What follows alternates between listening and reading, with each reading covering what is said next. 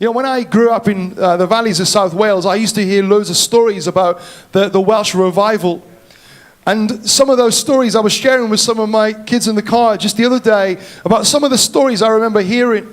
I remember hearing stories of where the court laws were closed down for days on end because there were no cases to answer in the community.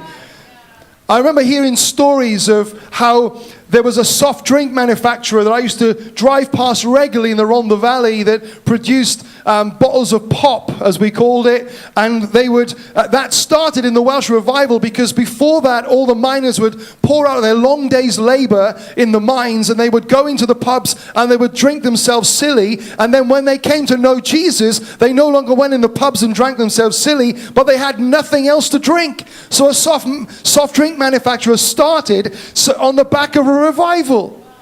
I'm not quite sure what the Sugar Brigade would say about that today. It was called Corona, you're right, whoever said that. Those bottles you could take back and get a deposit back on the bottle, you remember them?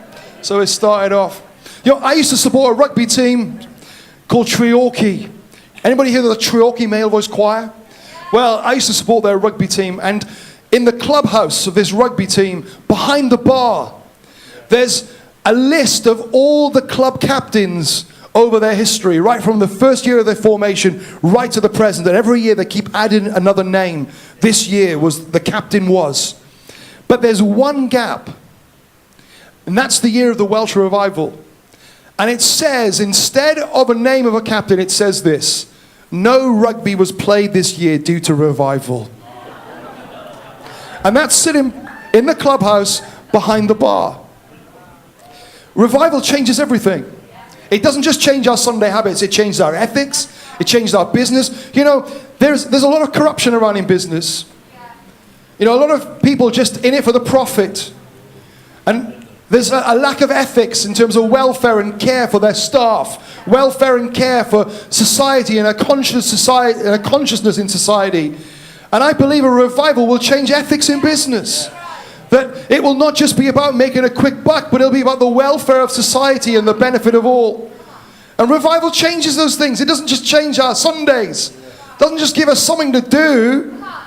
It stirs and transforms communities. And right now we've got a whole bunch of people, 1.1 million in this county, that are spiritually hungry, many of them. And the transformational gospel doesn't just want to give them something to worship, it wants to engage them in a life-transforming relationship that wants to make this world better.